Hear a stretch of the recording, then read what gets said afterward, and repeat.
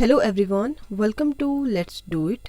तो डिस्कस करेंगे आज हम यहाँ पर हिस्ट्री के कुछ इम्पॉर्टेंट क्वेश्चंस को। और हिस्ट्री सेक्शन के हम जितने भी क्वेश्चंस यहाँ पर डिस्कस करने वाले हैं ये आपके HPSSC के प्रीवियस ईयर पेपर में पूछे गए क्वेश्चन हैं।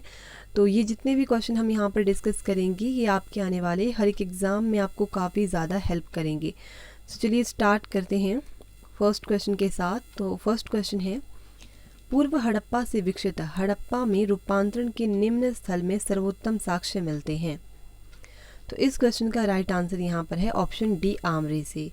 पूर्व हड़प्पा से विकसित हड़प्पा में रूपांतरण के निम्न स्थलों में से सर्वोत्तम साक्ष्य जो हैं ये मिलते हैं आमरे से। ऑप्शन डी यहाँ पर करेक्ट है।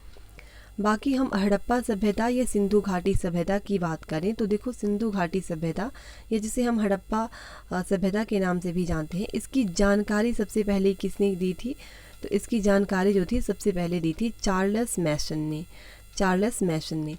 और अगर आपसे पूछे कि सिंधु घाटी सभ्यता का सर्वेक्षण किसने किया था तो वो थे जेम्स कनिंघम। सर्वेक्षण करने वाले थे जेम्स कनिंघम।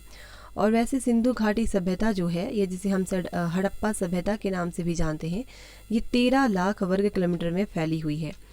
और ये जो है सिंधु घाटी सभ्यता ये त्रिभुजाकार एरिया में फैली हुई थी।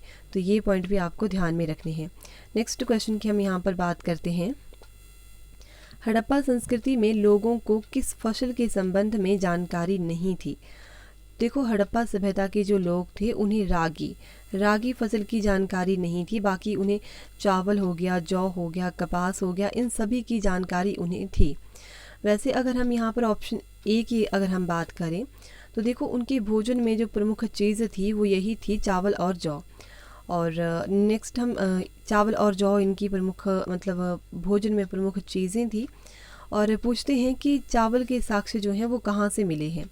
तो कहाँ से मिले हैं? रंगपुर और लोथल से मिले हैं चावल के दाने। जौ तो मैंने आपको बता दिया कि उनके भोजन में एक प्रमुख चीज़ थी। बाकी कपास की अगर हम बात करें तो सिंधु घाटी सभ्यता के जो लोग थे वो सूती और ऊनी वस्त्रों का इस्तेमाल करते थे। सो ऑप्शन क्वेश्चन नंबर 2 जो है इसका राइट आंसर ऑप्शन सी यहाँ पर है। नेक्स्ट क्वेश्चन है, तोलकापियम है। तो तोलकापियम जो है क्या है? तो तोलकापियम है एक व्याकरण पर सबसे पुराना मानक ग्रंथ। सो ऑप्शन ए यहाँ पर इसका करेक्ट आंसर है। बाकी हम इसकी बात करें तोलकापियम की कि तोलकापियम जो है इसकी रचना किसने की है? तो ये रचना की है तोलकापियर ने। तोलकापियर जो थे इन्होंने रचना की है तोलकापियम की। और ये जो तोलकापियर हैं इन्होंने ही द्वितीय संगम की अध्यक्षता भी की थी। तो ये पॉइंट भी आपको ध्यान में रखना है। इसी के साथ साथ में आपको ध्यान में रखना है कि क्वेश्चन काफ़ी बार पूछा जाता है कि तमिल साहित्य का बाइबल किसे कहते हैं? तो देखो, तमिल साहित्य का बाइबल कहते हैं तिरुकुराल को। तिरुकुराल जो है ये हम कहते हैं, इसे हम कहते हैं तमिल साहित्य का बाइबल। तो ये वाला पॉइंट भी आपको ध्यान में रखना है। नेक्स्ट क्वेश्चन की हम बात करते हैं, उज्जैन किसकी राजधानी थी? तो उज्जैन जो है किसकी राजधानी थी? ये थी अवंती की राजधानी थी उज्जैन। ऑप्शन यहाँ पर सी की अगर हम बात करें मत्स्य की, तो मत्स्य की राजधानी थी विराटनगर। विराटनगर किसकी राजधानी थी? मत्स्य की। मल्ल महाजनपद की अगर हम बात करें तो इसकी राजधानी का नाम था कुशावती। कुशावती किसकी राजधानी थी? मल्ल महाजनपद की। तो ये पॉइंट्स भी आपको ध्यान में रखने हैं।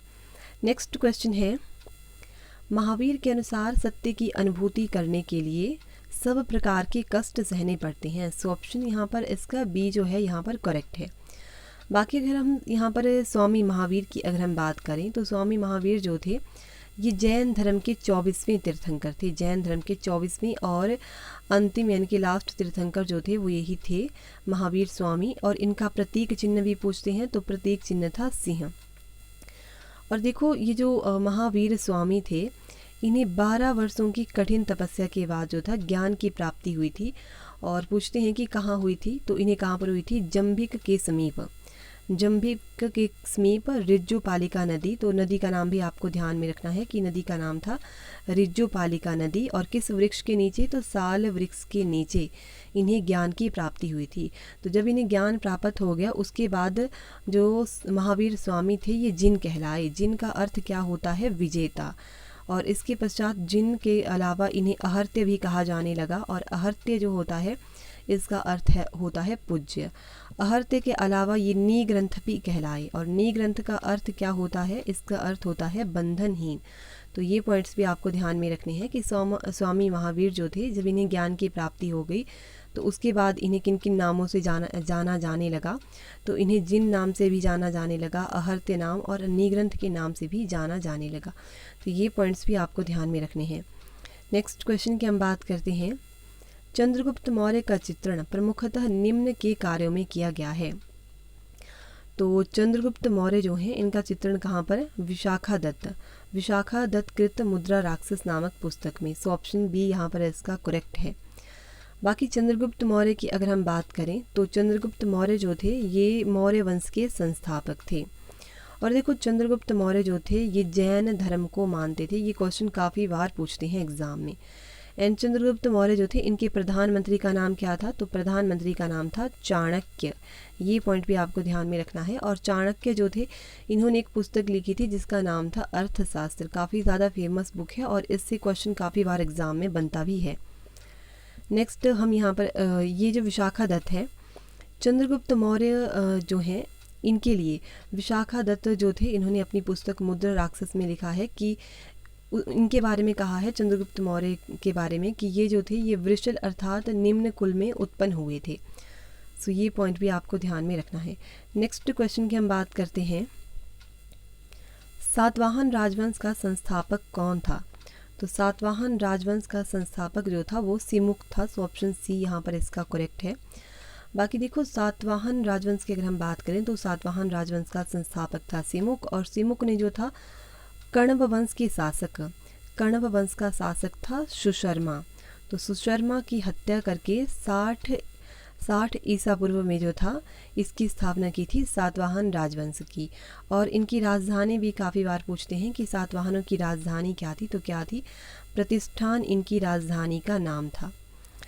और इसी के साथ साथ में आपको ध्यान में रखना है कि सातवाहन राजवंश के 2 प्रसिद्ध साहित्यकार, उनके नाम क्या हैं, एक तो थे हाल और दूसरे का नाम था गुणाढ्य।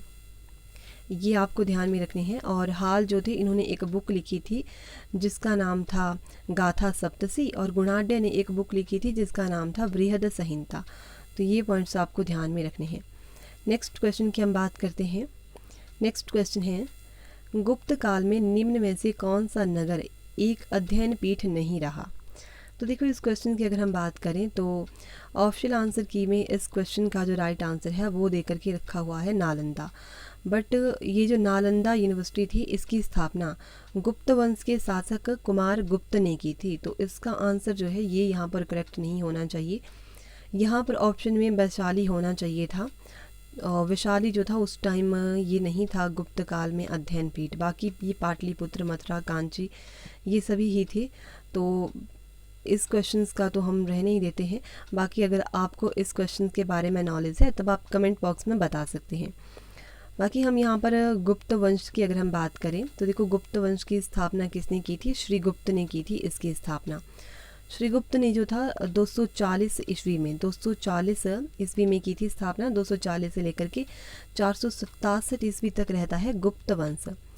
गुप्त वंश का एक शासक होता है समुद्रगुप्त। और समुद्रगुप्त से एक क्वेश्चन काफ़ी बार एग्जाम में बनता है कि भारत का नेपोलियन किसे कहते हैं, तो ये कहते हैं समुद्रगुप्त को। समुद्रगुप्त जो था इसने आर्यावर्त के 9 शासकों और दक्षिणावर्त के 12 शासकों को पराजित किया था। तो ये पॉइंट भी आपको ध्यान में रखना है। नेक्स्ट क्वेश्चन की हम बात करते हैं। तिब्बत के साथ किस शक्ति का घनिष्ठ सांस्कृतिक संबंध था।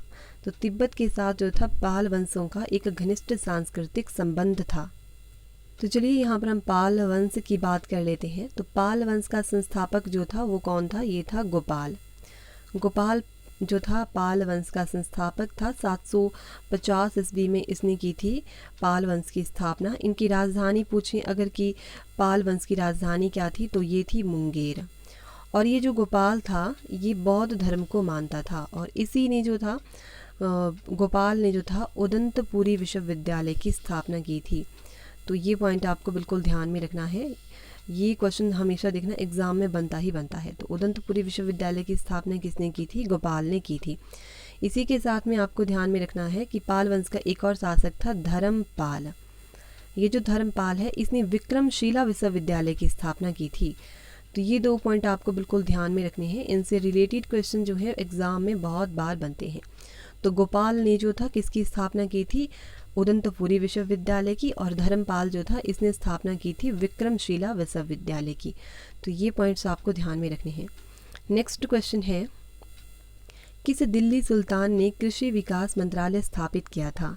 तो देखो दिल्ली का ये कौन सुल्तान था? ये था मोहम्मद बिन तुगलक। सो ऑप्शन बी यहाँ पर करेक्ट आंसर है। इसने जो था कृषि विकास मंत्रालय स्थापित किया था और उसका नाम क्या था? अमीर ए कोही। कृषि के विकास के लिए इसने अमीर ए कोही की स्थापना की थी, अमीर ए कोही विभाग। तो ये भी आपको नोट रखना है। बाकी इसकी अगर हम बात करें मोहम्मद बिन तुगलक की, तो देखो मोहम्मद बिन तुगलक जो था ये मध्यकालीन मुस्लिम इतिहासकारों में सर्वाधिक शिक्षित और विद्वान था।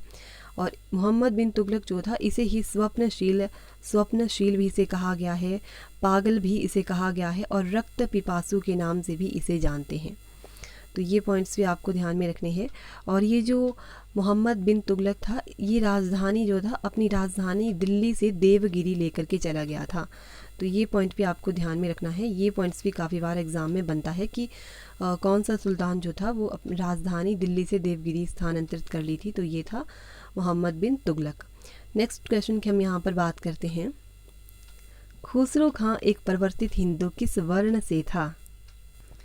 तो खुसरो खां एक परिवर्तित हिंदू किस वर्ण से था? तो ये था शूद्र वर्ण से। ऑप्शन ए यहाँ पर इसका करेक्ट है।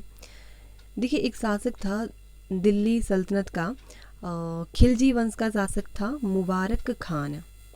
मुबारक खान जो था उसके वज़ीर का नाम था खुसरो खान।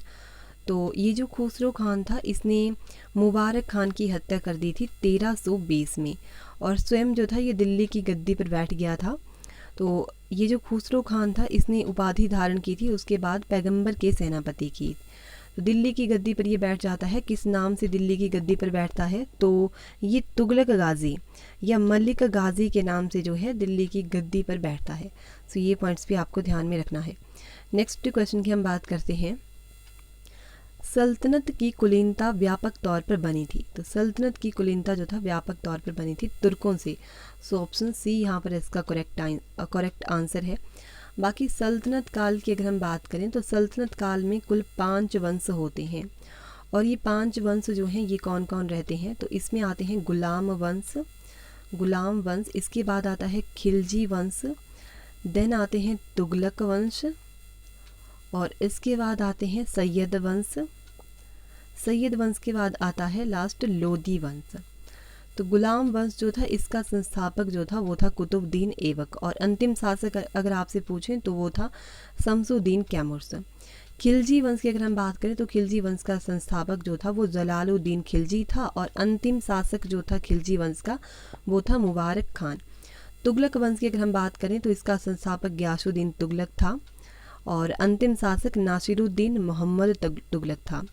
उसी तरह से सैयद वंश की अगर हम बात करें तो इसका संस्थापक जो था खिज़्र खान था और अंतिम शासक अलाउद्दीन आलम शाह था।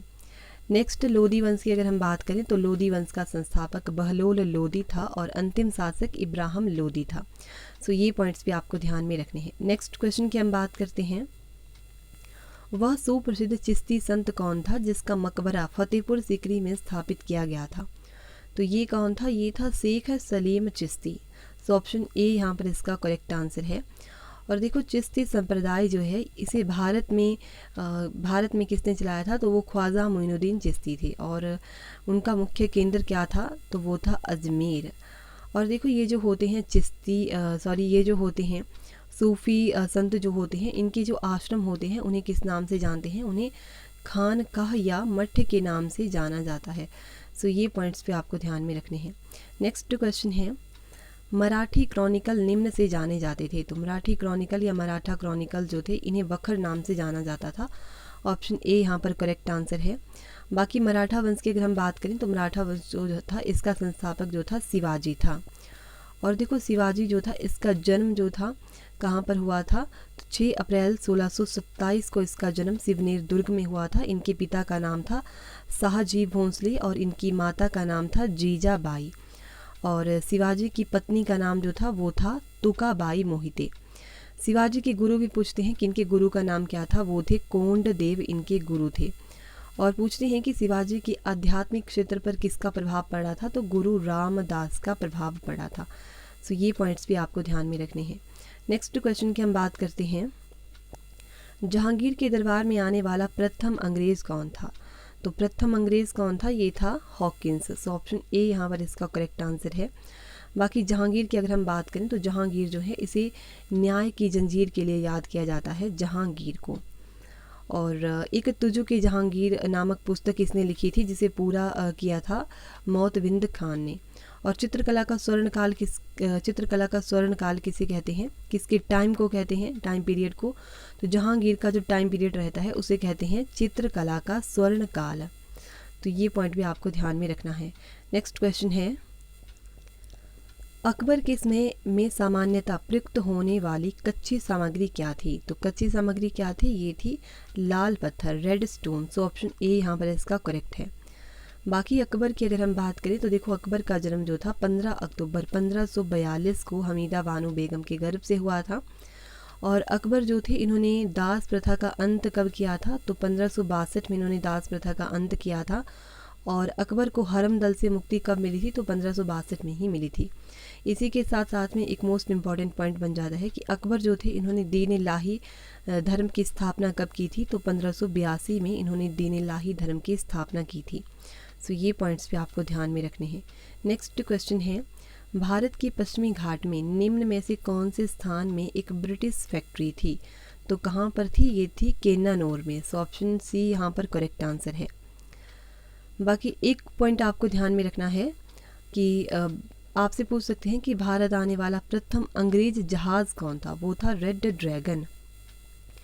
इसी के साथ में आपको ध्यान में रखना है कि आपसे क्वेश्चन पूछा जा सकता है कि भारत में प्रथम पुर्तगाली वायसराय बनकर कौन आया था? तो कौन आया था? वो था Francisco de Almora.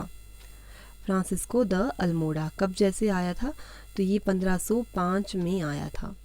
Next question की हम बात करते हैं, ब्रिटिश मुक्त व्यापारी से तात्पर्य है। तो ब्रिटिश मुक्त व्यापारी से क्या तात्पर्य है? नील के उत्पादन करता।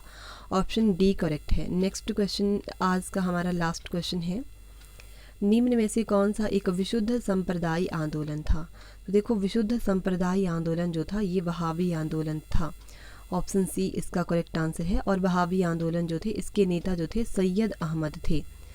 सैयद अहमद इसके नेता थे। और इसका केंद्र कौन था बहावी आंदोलन का? वो था पटना। एंड बहावी आंदोलन स्टार्ट कब हुआ था? तो ये हुआ था 1830 में स्टार्ट। तो आज के लिए हम इतने ही क्वेश्चंस को डिस्कस करेंगे। अब हम अपनी नेक्स्ट वीडियो में मिलेंगे। तो अगर आपको वीडियो अच्छी लगी है तब आप वीडियो को लाइक कर सकते हैं। और अगर आप इसी तरह की और वीडियोस पाना चाहते हैं तब आप चैनल को सब्सक्राइब कर सकते हैं। तो चलिए मिलते हैं नेक्स्ट वीडियो में। धन्यवाद।